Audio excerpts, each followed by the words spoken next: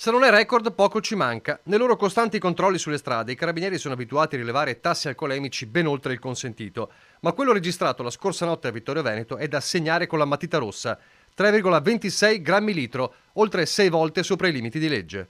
Grave ancor di più se pensiamo che il titolare di questo poco edificante risultato è un 38enne che si trovava alla guida della sua auto, totalmente ubriaco, quasi in coma etilico, eppure al volante, pericolo evidente per se stesso e per gli altri.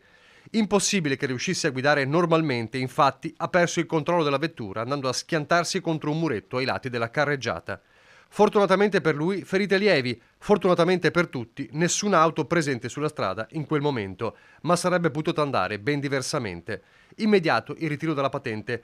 L'acme di ore di controlli dei militari che in tutta la Marca hanno verificato 14 esercizi pubblici e 62 veicoli e identificato 151 persone. Altri 4 automobilisti, tutti tra i 20 e i 30 anni e con tassi alcolici oltre il limite, sono stati sanzionati a Vedelago, Castelfranco e Treviso.